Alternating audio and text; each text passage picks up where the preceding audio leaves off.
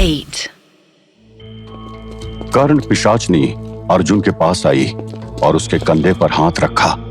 उसके चेहरे पर एक जालिम सी मुस्कुराहट थी। तुम चाहो तो मना कर सकते हो अर्जुन, इससे तुम्हारे लिए मेरा प्यार कम नहीं होगा। क्या तुम ये नहीं करना चाहते? देखो, मैं नहीं चाहती कि मेरी वजह से तुम खुद पर कोई बोझ लेकर जियो। हर रिश्ते में कुछ कॉम्प्रोमाइज करने पड़ते हैं। मैं भी कर लूंगी। अगर तुम मेरा टेस्ट ले रही हो तो मैं तुम्हें बताना चाहता हूँ कि तुम्हारी बात मेरे लिए पत्थर की लकीर है।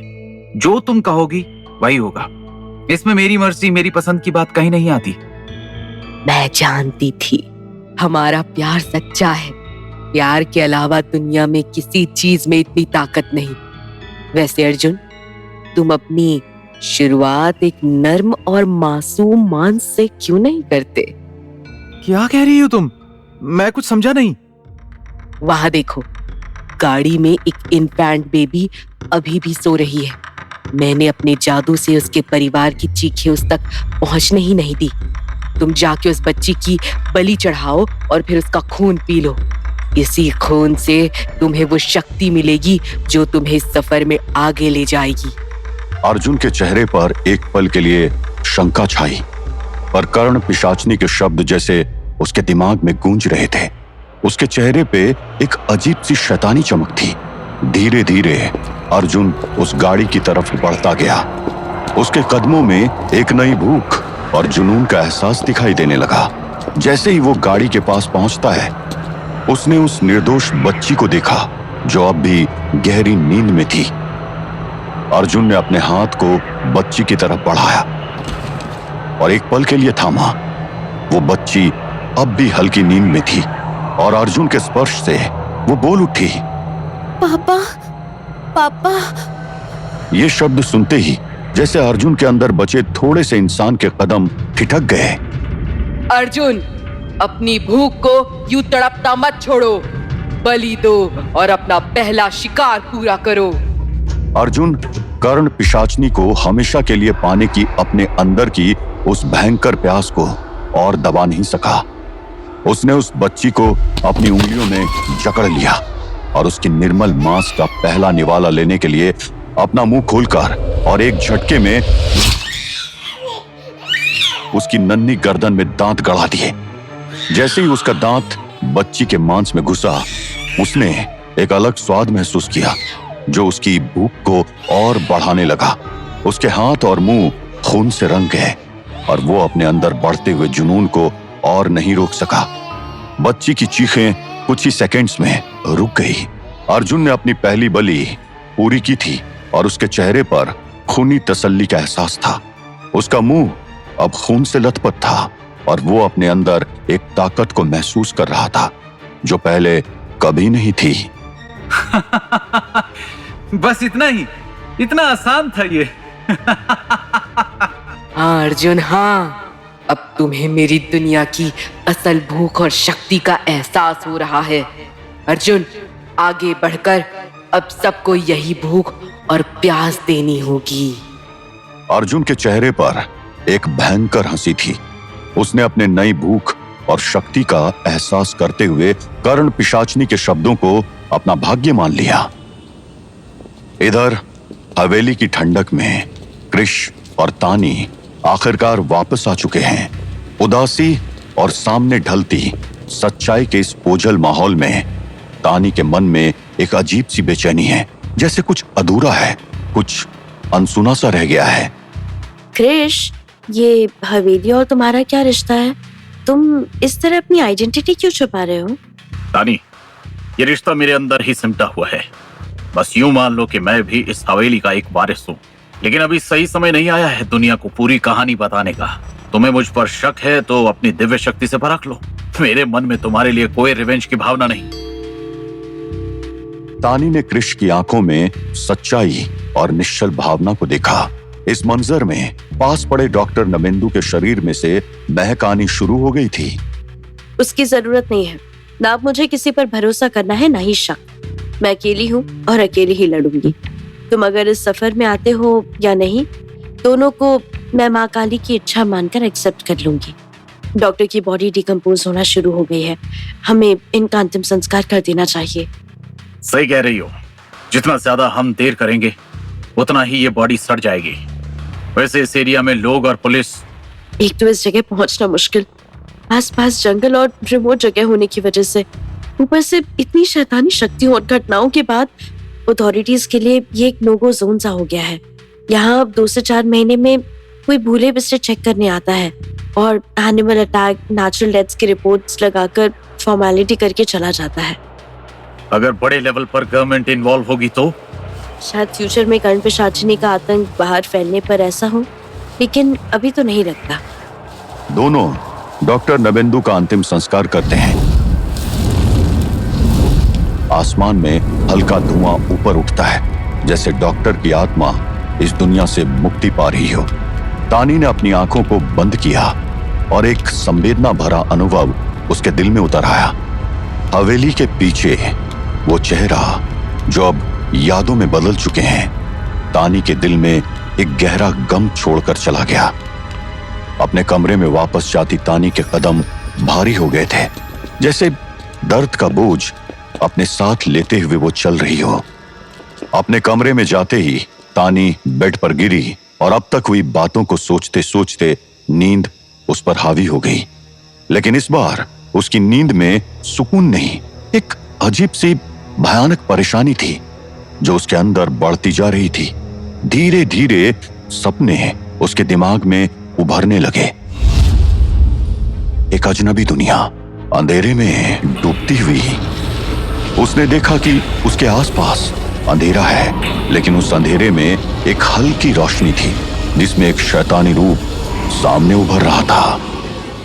अर्जुन, उसका अपना अर्जुन, लेकिन अब वो अर्जुन नहीं रहा।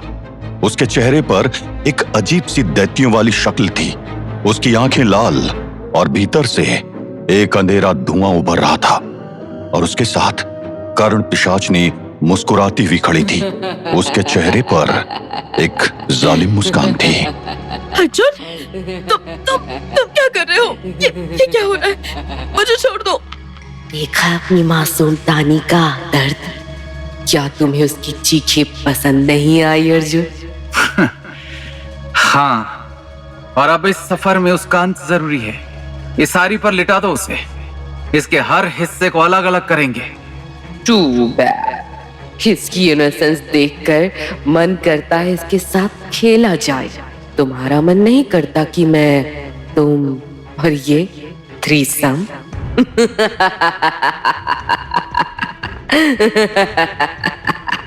बेचारी।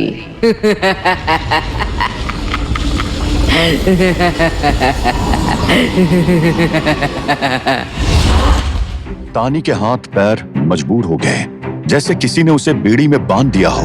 वो कुछ नहीं कर पा रही थी और अर्जुन और कर्ण पिशाचनी ने मिलकर उसे एक बड़ी आरी मशीन पर लिटा दिया। वो मशीन जिस पर छोटे छोटे मेटेलिक दांतों की आवाज आ रही थी, जैसे वो खून की प्यासी हो। अर्जुन, मैं तुम्हारी तानी हूँ। ये तुम क्या कर रहे हो? मुझे क्यों मार रहे हो? अब तुम मेरे किसी काम की नहीं रही तानी। सिर्फ बलि की जरूरत थी और तुम वो बलि बनोगी। तानी की आंखें अब भी अर्जुन की शक्ल को पहचानने की कोशिश कर रही थी, लेकिन वो अब एक दैत्य की तरह लग रहा था जिसमें कोई इंसानियत नहीं थी। उसने अपना हाथ उठाया और एक भयानक तीखी छुरी उसके सामने ले आया। देखो तानी, तुम्हारा अर्जुन कितना मजबूत और शक्तिशाली बन गया है। तुमने तो उसे एक डरपोक खरगोश बना रखा था। अब देखो, खून का प्यासा भेड़िया।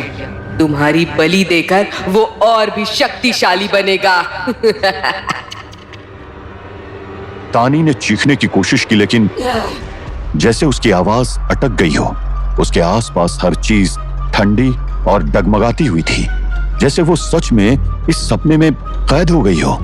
तभी अचानक से एक प्रकाश का हल्का सा एहसास होता है और क्रिश वहां आ जाता है। वो देखता है कि तानी नींद में ही चिल्लाए जा रही है। उसका चेहरा पसीने में भीग चुका है और हाथ बेड पर कसकर बंधे हुए हैं, जैसे वो सपने में किसी का मुकाबला कर रही हो। तानी, तानी उठ जाओ, ये क्या हो रहा है तुम्हें? संभालो अपने आप को। कृष्ण ने उसके कंधे को हिलाया, लेकिन अचानक तानी ने नींद में ही उसका गला पकड़ लिया और जोर से दबाने लगती है। उसकी आंखें अब भी बंद हैं, लेकिन उसका चेहरा एक अजीब सा डर और गुस्से में बदल गया है। तानी, ये क्या? छोड़ दो मुझे। तुम मुझे मारने की कोशिश कर रही हो। तुम सपने से बाहर क्यों नहीं निकल पा रही हो? कृष्ण ने अपने हाथ में कुछ गंगा जल उठाया और सीधा तानी के चेहरे पर छिड़क दिया। जैसे ही गंगा जल उसके चेहरे पर गिरा, तानी एक जोर से चीख मारी और सपने से जाग जाती है। उसके चेहरे पर डर और हैरानी थी, जैसे वो अभी भी सपने के असर में हो। कृष्ण, मुझे यहाँ से वो सपना कितना सच्चा था। तानी, बस एक बुरा सपना था, लेकिन इस चक्कर में तुम सच में मुझे मारने वाली थी। वो सपना नहीं था कृष्ण, उससे बढ़कर ही था। ऐसा लग रहा था जैसे मैं अपनी ही ड्रीम में कैद हो गई थी और अर्जुन वो मुझे मारने वाला था। तानी की आंखों में अब भी सपने की उस भयानक तस्वीर का असर था और उसने कृष्ण के कंधे पर हाथ रखा, अपनी सांसें संभालते हुए। तभी उसकी नजर अपने सिरहाने रखे एक किताब पर गई। ये किताब? क्या हुआ? ये अर्जुन की हैंडराइटिंग है। वो काली शक्तियों और तामसिक तंत्र की चीजें इकट्ठा कर रहा था और इस किताब में नोट्स भी बना रहा था। शायद इसी किताब के असर से मुझे वो भयानक सपना आया था।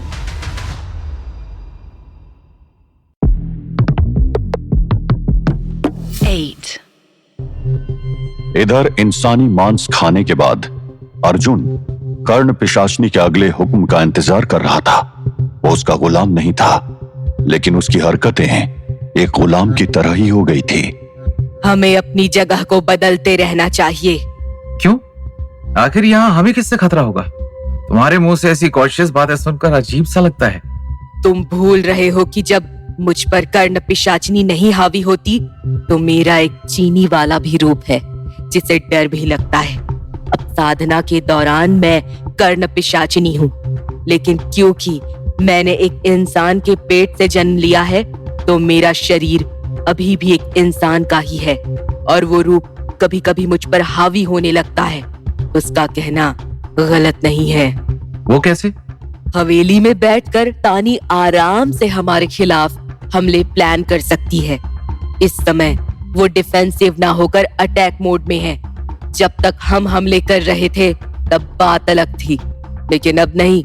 हो सकता है उसने अपने साथी या शक्तियों को हमारे पीछे लगाया हो, जैसे हमने उसके पीछे अपने क्लोन्स लगाए थे। फिर रात के सन्नाटे में कर्ण पिशाचनी और अर्जुन ने जंगल के बीच एक खाली जगह पर एक कच्ची झोपड़ी खड़ी कर दी थी। चांदनी रात में झोपड़ी के आसपास सिर्फ गहरा अंधेरा, चारों तरफ सिर्फ चिता की लपटें जल रही थी। दूर दूर तक सिर्फ सन्नाटा था। झोपड़ी के अंदर अर्जुन और कर्ण पिशाचनी एक दूसरे के सामने बैठे थे और उसके चेहरे पर एक अजीब सी सूखी मुस्कुराहट थी। अर्जुन, अब हमारी साधना का अगला चरण शुरू होगा।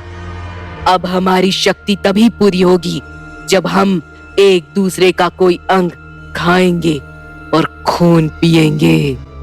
अर्जुन ने उसके शब्द सुनते ही एक पल के लिए अपनी सांस रोकी। उसका चेहरा पीला पड़ गया और आंखों में एक हल्की सी घबराहट छा गई। अब तक साइकोपैथ अर्जुन के लिए दूसरों को मारना या हार्म करना बहुत मजेदार था, लेकिन खुद का अंग काटने या खून निकलने की बात सुनकर उसके हाव भाव ही बदल गए हैं। क्या ये जरूरी है? ये तो बड़ी अजीब और डरावनी चीज लगती है। डरो मत डार्लिंग, मैं क्या ये चाहूंगी कि तुम्हें कोई परमानेंट डैमेज हो? तुम ये छोटी सी कुर्बानी दे सकते हो। देखो, तुम्हें सिर्फ अपने पैर की एक उंगली का थोड़ा हिस्सा काटना है। उससे तुम अपने अंग की आहुति दे दोगे और खून पीने की रस्म भी पूरी हो जाएगी। कर्ण पिशाचनी के शब्द जैसे उसके दिल में उतरते चले गए और अर्जुन के चेहरे पर एक नए जुनून का असर दिखने लगा। ठीक है, अगर यही तुम चाहती हो तो मैं ये भी करूंगा। अर्जुन ने अपने पैर से एक छोटा हिस्सा काटने के लिए एक धारदार छुरा को उठाया। उसने अपने पैर की उंगली को देखा और एक गहरी सांस लेकर छुरा चलाया। अर्जुन ने अपनी पैर की उंगली का एक छोटा सा टुकड़ा काट दिया। दर्द और पैर पर खून की टपकती बूंदें गिर रही थी, लेकिन वो अपनी हिम्मत और जुनून को अपने काबू में रखता रहा।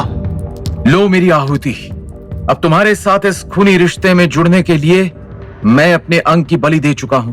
बहुत खूब अर्जुन, अब तुम्हारे और मेरे बीच सिर्फ एक इंसानी फासला है जो इस रस्म से खत्म हो जाएगा। अब तुम अपनी उंगली का वो हिस्सा लो और अपना खून पिलाकर अपनी साधना को पूरा करो। अर्जुन ने अपने उंगली के काटे हुए टुकड़े को उठाया और धीरे से कर्ण पिशाचनी के होंठों तक ले गया। उसके चेहरे पर एक डर और जुनून का मिलन था और उसने अपने खून से लथपथ उंगली का टुकड़ा कर्ण पिशाचनी के होंठों से लेकर अपने मुंह में रख लिया। उसका स्वाद जैसे उसे दीवाना बना रहा था। अरे, ये तुम्हें नहीं खाना था, ये तो मेरे लिए था। मैं जानता हूं ये तुम्हें ही खाना था, लेकिन अगर तुम्हें ये खाना है और इससे गिरते हुए खून का टेस्ट लेना है तो पहले मुझे सोच करना होगा। नॉट बैड, तुम तो बहुत डार्क हो गए हो। इतना कहकर कर्ण पिशाचनी और अर्जुन एक पैशनेट किस करने लगे और अर्जुन ने अपनी उंगली का कटा हुआ हिस्सा कर्ण पिशाचनी के मुंह में डाल दिया। तुम्हारी यही हरकतें तो मुझे तुम्हारा दीवाना बनाती है अर्जुन। अब अंग और खून देने की बारी मेरी। कर्ण पिशाचनी के कुछ इशारों के बाद अर्जुन कर्ण पिशाचनी का घाघरा खोल देता है और जमीन पर लेट जाता है। कर्ण पिशाचनी अर्जुन के मुंह पर आकर बैठ जाती है। तुम इतनी एक्साइटेड हो गई हो, लेकिन ये तो साधना में खून देने का समय है। वही तो कर रही हूँ। कर्ण पिशाचनी के योनि से खून टपकने लगा। लो, मिटा लो अपनी प्यास। मुझसे टपकते इस खून की एक एक बूंद तुम्हारे अंदर जानी चाहिए। अर्जुन ने उसके आदेश को मानकर उसका खून चाटना शुरू कर दिया। उत्तेजना में कर्ण पिशाचनी का रूप फिर से चुड़ैल जैसा होने लगा। असीमित शक्ति पाने की लालच में अर्जुन को कुछ भी मंजूर था। उसका चेहरा कर्ण पिशाचनी की माहवारी के खून से लाल हो चुका था। बहुत अच्छे अर्जुन, तुमने ये टेस्ट भी पास कर लिया। तुम मेरी वो फैंटेसीज भी पूरी कर रही हो जो मुझे पता भी नहीं थी कि मेरे अंदर दबी हैं। अब तुम अपना कौन सा अंग काटोगी? मैं नहीं, तुम जो चाहो वो अंग काट सकते हो। मैं उफ तक नहीं करूंगी। चाहो तो मेरी गर्दन भी काट सकते हो। अर्जुन इस समय मधोशी में पागल सा हो गया था। उसने कर्ण पिशाचनी के बाल पकड़े और उसकी गर्दन पर अपने दांत गड़ा दिए और वहां से मांस का एक बड़ा लौदा खींचकर खाने लगा और गर्दन से टपकता खून पीने लगा। वो कर्ण पिशाचनी जो अब तक इतने लोगों का खून पी चुकी थी, आज खुद अपनी गर्दन से खून चूसते अर्जुन को देखकर खुशी से पागल हो रही थी। अर्जुन, एक तुम ही हो जो मेरे अंदर की लड़की जगा देते हो। जैसे ही अर्जुन ने कर्ण पिशाचनी के मांस के साथ उस खून को पीना शुरू किया, उसके अंदर एक अजीब सी ताकत का एहसास होने लगा। उसकी आंखें चमक उठी और उसके चेहरे पर एक नई हिम्मत और खूनी भूख का एहसास था। अर्जुन, तुम सच में मेरे साथी बन चुके हो।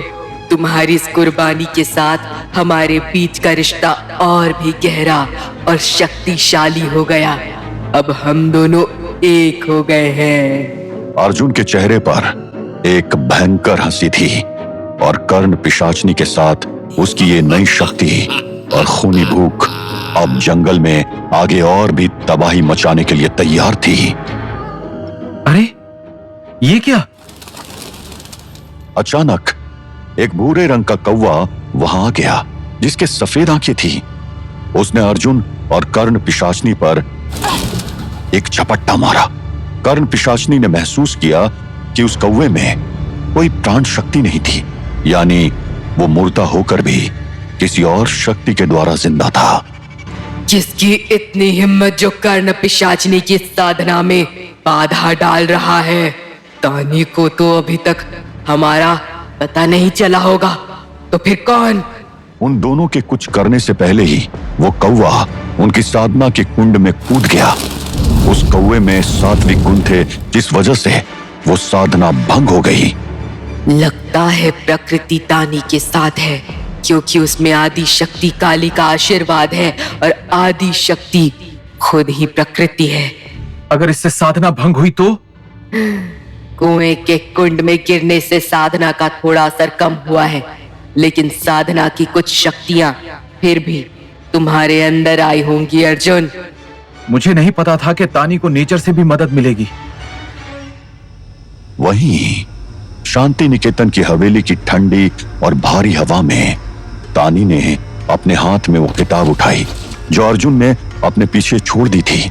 किताब के फर्श पर आते ही उसने उसके पन्नों को धीरे से पलटा और प्राचीन तंत्र मंत्रों और शक्ति के रहस्यों में खो गई। अर्जुन की स्क्रिबलिंग के अलावा जो पेजेस हैं वो बहुत पुराने लग रहे हैं। तंत्र मंत्र के पीछे पागल कुछ लोग तो इस किताब के करोड़ों रुपए दे देंगे। उसके हाथ में वो एक पुरानी और भारी चीज थी, लेकिन इसमें कुछ अजीब सी ऊर्जा थी, जैसे वो किताब उसके सामने जिंदा हो गई हो। जैसे ही तानी ने मारन और उच्चाटन जैसे भयंकर क्रियाओं के विषय पढ़े, उसके खून में ठंडक उतरने लगी। जैसे जैसे वो शब्द उसके मन में घुलने लगे, उसके सामने कुछ धुंधला और अजीब सा उभरने लगा। अचानक उसकी आंखें विस्मय और डर से फैल गई। उसके सामने किताब के पन्नों में कुछ स्पष्ट होता जा रहा था, कर्ण पिशाचनी और अर्जुन। लेकिन इस बार यह कोई भ्रम नहीं था। अर्जुन सच में कर्ण पिशाचनी का खून पी रहा था। ये क्या हो रहा है? अर्जुन, ऐसा लग रहा है जिसमें कोई लाइव टेलीकास्ट देख रही हूँ। क्या ये सच में हो रहा है? अर्जुन तो जीता जागता शैतान बन चुका है। उसने देखा कि अर्जुन और कर्ण पिशाचनी उसे बुला रहे हैं, जैसे वो उसके और करीब आ रही हो। तानी का शरीर बेचैनी से कांपने लगा। जैसे ही उन्होंने उसकी ओर हाथ बढ़ाया, तानी ने वो किताब अपने से दूर फेंक दिया। ये क्या चीज है? इसकी वाइब्स ठीक नहीं लग रही। ये मुझे नुकसान पहुंचा सकती है। मुझे इससे दूर जाना होगा। तानी ने अपनी पूरी शक्ति से उसने वो किताब उठाई और उसे हवेली के पीछे के अंधेरों में मौजूद गहरे कुएं में फेंक दिया। 1-2 सेकंड तक सब कुछ शांत रहा। जैसे ही किताब ने कुएं की तलहटी को छुआ, इधर उधर बिखर गया। तानी एकदम पीछे हट गई। उसका चेहरा सफेद हो गया और उसके दिल की धड़कनें तेज हो गई। जैसे ही ब्लास्ट खत्म हुआ, एक अजीब सा सन्नाटा छाया हुआ था। लेकिन उस सन्नाटे में भी उसे ऐसा लगा जैसे हवा में अब भी वो किताब उसके और अर्जुन के बीच का रिश्ता याद दिला रही थी, एक भयानक और कलंकित याद। तभी तानी की नजर लड़खड़ाते हुए कृष पर पड़ी, जिसकी गर्दन में कांच का टुकड़ा धंसा हुआ था। कृष, संभालो अपने आप को। लगता है धमाके से उड़ा कांच का टुकड़ा तुम्हारी गर्दन में घुस गया है। तानी दौड़कर कृष के पास पहुंची, लेकिन तब तक कृष बेहोश होकर जमीन पर गिर चुका था।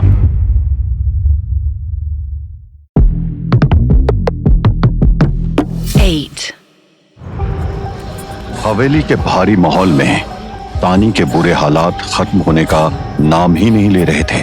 उसकी सांस फूलती जा रही थी और उसके सामने कृष बेजान पड़ा था। उसका खून बहकर फर्श पर एक छोटी सी धार बना रहा था। तानी के हाथ कांप रहे थे जब उसने कृष के जख्म पर दबाव डालना शुरू किया, पर ऐसा लगा जैसे सब कुछ उसके बस के बाहर हो चुका हो। ये क्या हो गया?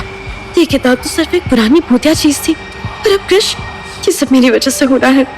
उसके आंखों में आंसू भर आया और उसने अपने दिमाग को शांत करने की कोशिश की, लेकिन जैसे उसने कृष के हाथ पर फर्स्ट एड की, एक और चौंका देने वाला सीन उसके सामने आया।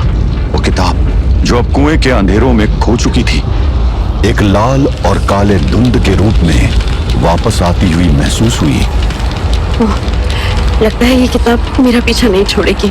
तानी ने अपने आप को पीछे खींचा, लेकिन वो धुंध उसके साथ आगे बढ़ती जा रही थी। हर कदम के साथ वो और भी गहरा और भयानक होता जा रहा था, जैसे वो किताब उसे वापस कुएं में खींचने की जिद पर आमदा हो। तभी एक तेज ठंडी हवा का झोंका चल पड़ा और चांदनी रात में हवेली के दरवाजे खुल गए। अचानक ही उसने उस धुंध में डॉक्टर नबिंदु का चेहरा देखा। उनका चेहरा पहले से कहीं ज्यादा भयंकर, कठोर और खून से रंगा हुआ था। तानी, तुमने मुझे मरने दिया। मैंने तुम्हें बचाने के लिए क्या क्या नहीं किया, लेकिन तुम्हारे अंदर देवी तभी जागी जब तुम्हारी अपनी जान पर बनाई। हैं? कितनी सेल्फिश हो तुम। डॉक्टर नबिंदु? नहीं, ऐसा पॉसिबल नहीं है। ये क्या हो रहा है? ये इस किताब की कोई चाल है। तानी ने डॉक्टर के अक्स को इग्नोर किया और होश संभाला।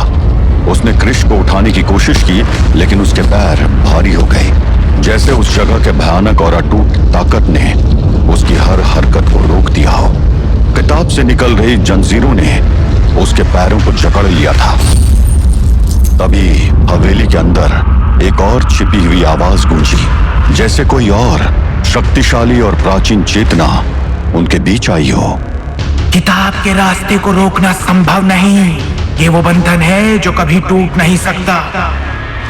तानी कृष को अपनी पूरी शक्ति के साथ खींचते हुए हवेली के दरवाजों की तरफ बढ़ी, लेकिन हर कदम के साथ उसने महसूस किया जैसे वो घनी धुंध उसके इर्द गिर्द और भी गहरी होती जा रही है। हवा में एक अजीब सी बू थी, जैसे खून और मिट्टी के मिलने से बनी हो। और अब डॉक्टर नबिंदु के साथ कुछ शैतानी शक्ति भी इस धुंध में उसके करीब आ रहे थे। तानी ने एक गहरी सांस ली और अपने मन में माँ शमशान काली का स्मरण किया। उसने अपने हाथ उठाए और माँ काली के खड़ग का आवाहन किया। जैसे ही उसके मन में देवी का नाम गूंजा, एक रोशनी उसके हाथ में उतर आई और वो खड़ग उसके हाथ में थी। देवी के प्रकोप और शक्ति का साक्षात रूप। उस खड़ग से निकलती रोशनी ने हवेली के अंधेरे को चीर दिया और वो धुंध जो उसके और कृष के इर्द गिर्द मंडरा रही थी, अब चमकने लगी। तानी ने खड़ग को मजबूती से पकड़ा और उस धुंध पर वार किया। जैसे ही खड़ग ने धुंध को छुआ, वो धीरे धीरे बिखरने लगी। ऐसा लगा जैसे किसी शैतानी ताकत को कोई एक दिव्य शक्ति ने उसे रोककर मात दे दी हो। लेकिन उसी पल उसने देखा कि वो किताब जो अब तक उसके सामने थी, धीरे से हवा में गुम होने लगी। बस अब तुम्हारा खेल मेरे सामने नहीं चलेगा। तानी अभी अपनी खड़ग से किताब पर अंतिम वार करने ही वाली थी, जब पीछे से एक हल्की सी आवाज आई। तानी, रुक जाओ। इस किताब को नष्ट मत करना। तानी ने तुरंत पीछे मुड़कर कृष की मदद की और उसके हाथ को पकड़कर उसे संभालने लगी। उसके चेहरे पर चिंता और धैर्य का अनोखा संगम था। लेकिन जैसे उसने कृष को उठाया, उन दोनों के सामने से वो किताब जो अब तक वहां थी, एक झटके से गायब हो गई। हवेली में अब गहराता हुआ सन्नाटा छा गया और चांदनी रात में सिर्फ उन दोनों की सांस लेने की आवाज गूंज रही थी। तानी ने कृष के हाथ को कसकर पकड़ रखा था। उस भयंकर साधना में कर्ण, पिशाचनी और अर्जुन अपने खून और अंग की बलि दे चुके थे, लेकिन वो मरा हुआ काला कौवा जो सात्विक शक्तियों से परिचित था, उसके कुंड में गिरते ही साधना का असर धुंधला पड़ने लगा। कर्ण पिशाचनी का चेहरा गुस्से से लाल हो गया और उसके हाथ में एक और भयानक शक्ति जागृत हो गई थी। लेकिन ये ठीक नहीं हो रहा है। कर्ण पिशाचिनी को किसी का शिकार होना नहीं पसंद। मैं तानी के इशारों पर नाचना नहीं चाहती। मुझे उससे डर कर ज्यादा समय तक ऐसे इधर उधर नहीं भागना। तो क्या अब हमें अपने कदम वापस खींच लेने चाहिए? कहीं ये तानी के फेवर में प्रकृति की कोई चेतावनी तो नहीं? चेतावनी? कर्ण पिशाचिनी को चेतावनी देने का अधिकार किसी को नहीं। उस लड़ाई के दौरान तानी में आई काली के ऑरा से हमारी शक्तियां कमजोर हुई है, लेकिन अब हमें अपना अगला कदम और भी सोच समझकर उठाना पड़ेगा। हमें इतनी ताकत चाहिए कि इस बार तानी पर आया कोई भी दिव्य रूप हमें हरा ना पाए। कर्ण पिशाचनी ने अपने पुरानी चीनी वाले रूप में वापस आने का फैसला किया। धीरे धीरे उसका चेहरा, उसके बोलने का तरीका और उसका शरीर भी एक आम इंसान का रूप ले लिया, लेकिन उसकी आंखों में वही कातिलाना चमक थी। तुम फिर से अपने असली रूप में आई हो, लेकिन तुम्हारे चेहरे पर वो क्रूएलिटी अभी भी दिख रही है। ये सिर्फ रूप और हाव भाव है अर्जुन, लेकिन अंदर से मैं वही हूँ, वो शैतान का रूप जो तुम्हें अपने साथ ले चुका है। हम अब यहाँ रुक नहीं सकते, हमें अपनी शक्तियाँ दोबारा इकट्ठा करनी होंगी, और इसके लिए हमें कुछ ऐसे लोगों की जरूरत है जो घोर पापी हो, जिनके पाप से हम अपनी तामसिक शक्ति को और भी बढ़ा सकते हैं। और ऐसे लोग हमें कहाँ मिलेंगे? इस जगह पर ऐसे एक दो लोग मिल जाएंगे, लेकिन उतने काफी नहीं होंगे। हाँ, सही कहा। हमें यहाँ से बाहर निकलना होगा। शुरुआत में हमें कोलकाता का सफर शुरू करना होगा। वहाँ कुछ ऐसे लोग मिलेंगे जो सीरियल किलर हैं, तांत्रिक हैं, और जो अपने पापों के बल पर हमारी तामसिक शक्ति को और भी मजबूत बना सकते हैं। कर्ण पिशाचनी ने अपने जादू से ट्रेन की 2 टिकट्स निकाली और अर्जुन को दिया। वो दोनों कविगुरु एक्सप्रेस में एसी कोच में एक शांत केबिन में बैठे अपने अगले कदम की योजना बना रहे थे। एसी का ये अलग कोच उन्होंने इसलिए चुना था क्योंकि वो कम से कम लोगों के साथ इंटरेक्शन चाहते थे, लेकिन एक कुत्ता जो केबिन में था उन दोनों को देखकर लगातार भौंकने लगा। हेलो डॉगी, कैसे हो? हमारी फ्रेंड बनोगे? हेलो क्यूटी, प्लीज हम पर मत भूको। Please baby. उस कुत्ते के मालिक ने उसे शांत कराने की बहुत कोशिश की, लेकिन वो तो जैसे पागल ही हो गया था। वैसे उनका कोच काफी आगे था, लेकिन इतना शोर जल्द ही किसी ऑफिशियल का ध्यान खींच सकता था। ओह, ये प्रकृति के मासूम प्राणी क्यों बार बार मेरे रास्ते में आ रहे हैं? ये कुत्ता हमारे काम में मुश्किलें डाल रहा है। इस तरह तो ये हमारा सफर शुरू होते ही मुश्किल बना देगा। बहुत हुआ, अब और बर्दाश्त नहीं। तुम इस कैबिन की ग्लासेस और पर्दे लगाओ अर्जुन। अगले पल में कर्ण पिशाचनी ने अपना असली रूप धारण किया और उस कुत्ते पर झपट पड़ी। उसके नाखून उस कुत्ते के गले में घुसते चले गए और एक ही पल में उसका गला काट दिया। उस कुत्ते के मालिक के चेहरे पर डर की परछाई थी। उसका चेहरा एकदम सफेद पड़ चुका था, लेकिन कर्ण पिशाचनी उस पर भी टूट पड़ी और उसके गले से खून चूसने लगी। तुम्हारे इस रूप में जो भयंकर और अद्भुत ताकत है, वो मुझे और भी तुम्हारी तरफ खींचती है, लेकिन ये जो इतनी गंदगी फैली है, इसका क्या? तुम बहुत नॉटी हो गए हो अर्जुन। मुझे भी तुम्हारा ये रूप बहुत आकर्षित करता है। सही कहा तुमने, इनको ठिकाने लगाना पड़ेगा। चलो, ये हमारे डिनर का इंतजाम कर देंगे। अब कुत्ते और इसके मालिक का डिनर ये नॉर्मल तरीके से तो करने का मन नहीं। कर्ण पिशाचनी और अर्जुन ने अपने जादू से उस कुत्ते और उसके मालिक को इनविजिबल कर दिया, जिससे कि कोई उन्हें देख न पाए। दूसरी ओर उन्होंने अपनी शक्तियों से वहां का माहौल को भी बहुत नॉर्मल कर दिया, जिससे कि कोई शक न कर सके। वेट, क्या हुआ? I want to kiss you for your beautiful accomplishment.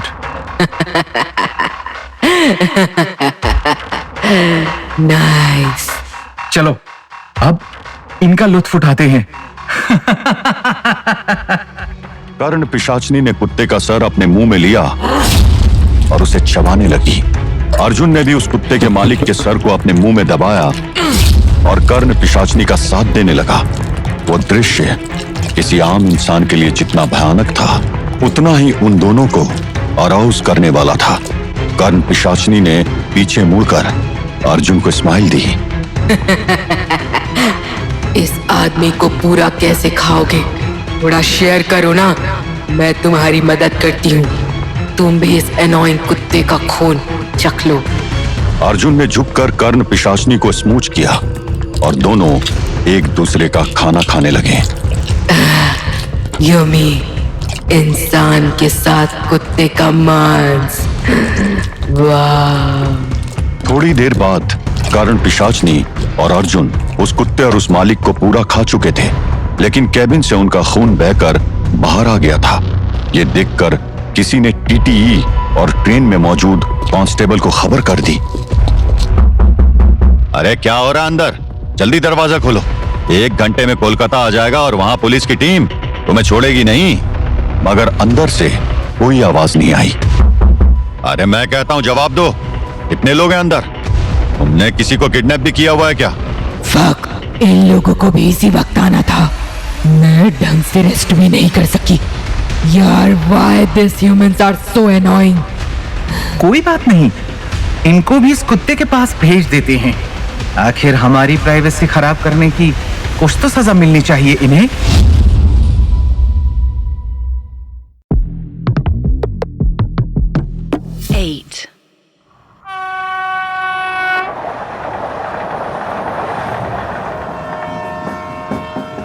ओए, मेरे पास राइफल है, मुझे मजबूर मत करो। दरवाजा खोलो, नहीं तो हम इसे तोड़कर अंदर आ जाएंगे। मुझे लगता है हमें थोड़ा इंतजार कर लेना चाहिए। क्या पता अंदर वो लोग वेपन्स के साथ हों। अरे तुम डर क्यों रहे हो? ये लो एक कुकरी, ये बड़े काम की है और मेरे पास भी तो बंदूक है। अरे डरना तो उन लोगों को चाहिए जो अंदर ये कत्लेआम मचा रहे हैं। मगर हो सकता है अंदर किसी और को भी हमारी मदद की जरूरत हो। क्या तुम किसी को ऐसे ही मरने दोगे? टीसी आगे कुछ नहीं बोला और कांस्टेबल के साथ दरवाजा खुलवाने पर लग गया। उन्होंने अब दरवाजा तोड़ने का फैसला कर लिया था। ट्रेन के कैबिन का दरवाजा जोर जोर से हिलने लगा। कांस्टेबल की एक जोरदार किक से दरवाजा का एक हिस्सा टूट गया और वो दोनों तुरंत अंदर आए। भौंसड़ी, ये कहां है? अब तक कैबिन में हुआ कर्ण पिशाचनी का जादू गायब हो चुका था और हर जगह खून के निशान वापस दिखने लगे थे। अंदर का नजारा देखते ही वो दोनों को एक झटका सा लगा। पूरा कैबिन खून से भरा हुआ था और फर्श पर कुत्ते और एक आदमी के कुछ अवशेष बिखरे पड़े थे। ये क्या हुआ है यहाँ? ये सब कैसे हो सकता है? किसी जानवर ने यहाँ ये सब किया है या कोई और? यहाँ तो जैसे मौत का तांडव मचा है। उन दोनों ने कैबिन को बारीकी से देखा, लेकिन उस खूनी मंजर के अलावा उन्हें कुछ और नहीं दिखा। तभी कांस्टेबल की नजर वहां खून से सने कुछ कपड़ों पर पड़ी। अजीब बात है। क्या? यहाँ एक औरत और 2 आदमियों के कपड़े हैं। एक आदमी के कुछ अंग तो हमारे सामने पड़े हैं, लेकिन वो औरत और आदमी कहाँ हैं? हाँ, शायद वो दोनों ये कांड करके खिड़की से बाहर कूद गए हैं। लेकिन इतनी तेज रफ्तार ट्रेन से कूदने का मतलब है मौत, और वो एसी कंपार्टमेंट से कूदे कैसे? अगर वो कूदे भी होंगे तो ट्रैक्स को नहीं छोड़ पाए होंगे। हमें इस रेंज के छोटे ट्रेन स्टेशंस पर यह खबर दे देनी चाहिए। इस बीच कर्ण पिशाचनी और अर्जुन ट्रेन के डब्बों के ऊपर से इंजन वाले डब्बे की तरफ जाने लगे। अंधेरे और ट्रेन की गति के साथ वो दोनों डब्बों के ऊपर से शांत और तेज कदमों से चल रहे थे। दोनों ही खिड़की से कैबिन के ऊपर की तरफ चढ़ गए थे। इंजन उस तरफ होगा, तुम आगे चलो और मुझे गाइड करो। अभी तक तुम्हारा मन नहीं भरा?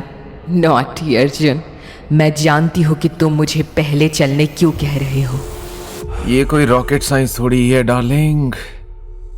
इतना तो हक है मेरा तुम्हारे पर। बिल्कुल मेरी जान, एनीथिंग फॉर यू। कर्ण पिशाचनी किसी मॉडल की तरह ट्रेन पर न्यूड चलने लगी। ट्रेन बहुत तेज रफ्तार में चल रही थी, लेकिन वो और अर्जुन आसानी से इंजन की तरफ बढ़ रहे थे। वैसे तुमने बताया नहीं कि उस कांस्टेबल और टीसी को क्यों छोड़ दिया, और हम अब इंजन की तरफ क्यों जा रहे हैं? उन्होंने तो तुम्हारे ऑर्गेज्म के पलों को बर्बाद किया था। उनका भी हिसाब होगा। मेरे आने की दस्तक 1-2 मौतों से नहीं, एक विनाश से होनी चाहिए। एक बार जुबान पर खून लगने के बाद मेरी भूख बढ़ती चली जाती है। अब मुझे इस पूरी ट्रेन के लोगों को खाना है, इसे धूल में मिला देना है। मगर अब तो कुछ देर में हम लोग कलकत्ता पहुंचने वाले हैं और वहां अथॉरिटीज हमारा इंतजार कर रही होंगी। मेरे पास एक प्लान है। जहां महा आतंक मचे वहां कर्ण पिशाचिनी को ज्यादा मजा आता है।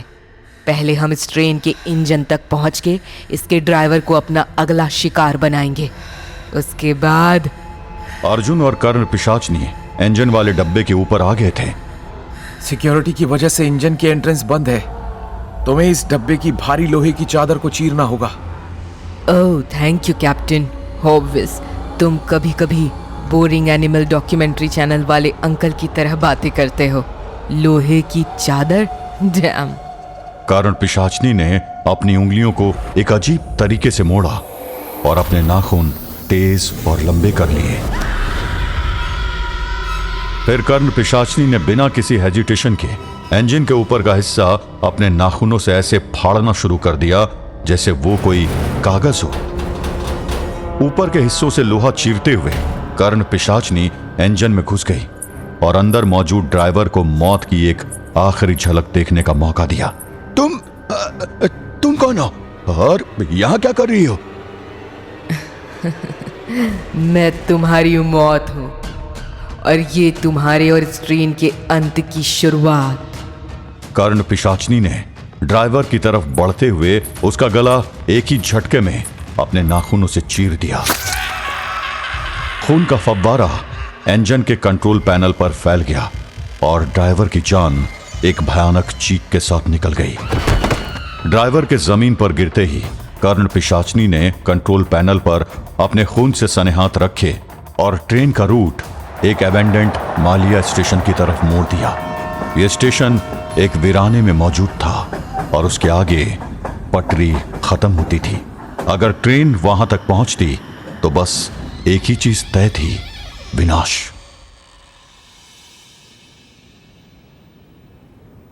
हवेली के अंधेरों के बीच खड़ी तानी के मन में अजीब कश्मकश चल रही थी। कृष्ण ने उसे किताब को डिस्ट्रॉय करने से रोक दिया था, जबकि वो इस किस्से को अभी जड़ से खत्म कर देना चाहती थी। ऐसी गलती मत करना तानी। हम इस किताब के जरिए कई पोर्टल में जा सकते हैं और उन्हें हमेशा के लिए बंद कर सकते हैं। खत्म करने का सवाल ही नहीं उठता। अब तो वो किताब गायब हो चुकी है। एक सेकेंड, उस धुन को काटने के लिए मैंने ये दिव्य खड़क चलाई थी। इसका ऑरा अभी भी यहाँ फैला हुआ है। वो किताब यहाँ से गायब नहीं हो सकती। तानी ने अपनी खड़क को ऊपर किया और चमकती खड़क से एनर्जी निकलकर चारों तरफ फैलने लगी। अचानक एक धुएं का बादल उभरा। उसके अंदर खड़क की एनर्जी से बनी जंजीरों में किताब वापस दिखने लगी। That was easy। हाँ, तो तुम पोर्टल्स के बारे में क्या कह रहे थे?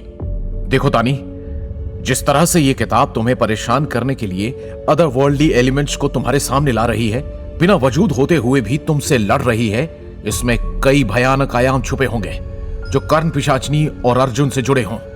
तो इसका इस किताब को डिस्ट्रॉय करने से क्या नाता? हम इसे खत्म कर दें और सब खत्म हो जाएगा। क्या तुम्हें लगता है तानी कि अर्जुन या कर्ण पिशाचनी तुम्हारे सामने इतने आसान चैलेंजेस रखेंगे? अगर उन्हें तुमसे दूर जाने के लिए टाइम बाय भी करना पड़ा तो भी ये एक कमजोर ट्रिक होगी। मुझे लगता है ये किताब कर्ण पिशाचनी ने यहां जानबूझकर छोड़ी है ताकि तुम इसे डिस्ट्रॉय कर दो और फिर इसके अंदर के पोर्टल्स खुल जाएं और इस दुनिया में मिल जाएं। ओके, और ऐसा होने पर उन पोर्टल्स को एक साथ बंद करना और उनके भयानक क्रिएचर्स एलिमेंट्स से लड़ना पॉसिबल नहीं होगा। ऐसा ही होगा ये मैं कह नहीं सकता, लेकिन इस थियरी को टेस्ट करने का रिस्क हमें नहीं लेना चाहिए और इसके जरिए हम कर्ण पिशाचनी की शक्तियों के राज बेहतर तरीके से जान सकते हैं। एक बात और, मान लो किताब खत्म हो गई लेकिन इसके पोर्टल इस दुनिया में आ गए तो कितने आम लोगों की जान जाएगी कहा नहीं जा सकता। नहीं, मैं इतने लोगों की जान का जोखिम नहीं ले सकती। मैं इस किताब को अपनी कैद में रखूंगी। अगर मुझे कोई और रास्ता नहीं दिखा तो मैं इसे खत्म कर दूंगी। हमें और समय वेस्ट नहीं करना चाहिए। तुम अपनी साधना से इसका कोई पोर्टल खोलने की कोशिश करो। जब तक ये तुम्हारी खड़क के कंट्रोल में है, इसके क्रिएचर्स और एलिमेंट बाहर नहीं आ सकते, लेकिन हम इसके अंदर जा सकते हैं। तानी ने अपनी खड़क के चारों तरफ भी एक दिव्य कवच बनाया और उसे रखकर अपनी साधना में बैठ गई। खड़क से निकलती एनर्जी ने अब भी किताब को अपने शिकंजे में जकड़ रखा था। कुछ ही पलों में तानी अपनी साधना में सफल रही और उस किताब के पन्नों से प्रोजेक्ट होता एक दरवाजा दिखने लगा। कि रास्ता हमें कर्ण पिशाचिनी और अर्जुन तक ले जा सकता है, पर मुझे नहीं पता इसके उस पार क्या इंतजार कर रहा है। दूसरी दुनिया में मेरी शक्तियां कितनी कारगर होंगी मुझे नहीं पता। ऊपर से मैंने अपनी खड़क भी इस किताब को बाहर से कैद करने में लगा दी। तानी, मुझे नहीं लगता कि हमारे पास कोई और रास्ता है। या तो हम इंतजार कर सकते हैं या एक्शन ले सकते हैं। अगर हम कर्ण पिशाचिनी का वेट करेंगे तो यह तय है कि वो और ताकत के साथ लौटेगी। तानी ने जैसे ही उस दरवाजे में कदम रखा, एक ठंडी हवा का झोंका उसके चेहरे से टकराया और हर तरफ एक अजीब सी धुंध फैल गई। अंधेरा घना था और उसमें हर तरफ से चेहरे और शक्लें निकलती और घुल जाती थी, जैसे कोई भूतिया समुद्र में हलचल हो रही हो। उस अंधेरे के बीच तानी ने महसूस किया कि हर कदम के साथ जैसे जमीन उसके पैरों के नीचे से खिसक रही है। उसके चारों तरफ से पुरानी आत्माओं की आवाजें सुनाई देने लगी, जैसे वो सब उसका इंतजार कर रहे हो और उसे आगे बढ़ने से रोकने की जिद में हो। तुम्हें क्या लगा तानी, तुम यहां सिर्फ अपने सवालों के लिए आई हो? हमसे टकराओगी तो सिर्फ अपनी परछाइयों में खोया हुआ दर्द पाओगी और इस दुनिया में हमेशा के लिए खो जाओगी। तुम चाहे जितना मुझे रोकने की कोशिश करो, पर मैं हार मानकर वापस नहीं लौटूंगी। उसके शब्द हवा में गूंजे और दूर एक चमक उठी, जैसे उसके विश्वास के तेज ने थोड़ी देर के लिए उस अंधेरे में रोशनी भर दी हो। जैसे ही वो आगे बढ़ने लगी, एक अजीब सी बहुत पुरानी और प्राचीन आवाज ने उसका रास्ता रोका। ये रास्ता इंसानों के लिए नहीं बना है और तुम्हारी शक्ति भी तुम्हें यहां बचा नहीं पाएगी। तुम सिर्फ एक कठपुतली हो तानी, और ये किताब तुम्हें वापस नहीं लौटने देगी। ऐसे इल्यूजन्स मैंने बहुत देखे हैं, कुछ नया लेकर आओ। तानी ने अपने एक हाथ को ऊपर किया और चारों तरफ रोशनी फैल गई। अचानक तानी ने अपने आप को एक ट्रेन ट्रैक पर पाया, जिसके सामने एक ट्रेन आ रही थी। उसे ट्रेन के कंट्रोल पैनल के पास खड़ी कर्ण पिशाचिनी और अर्जुन दिख रहे थे। कर्ण पिशाचिनी और अर्जुन एक ट्रेन के इंजन में, ये कैसे पहेली है?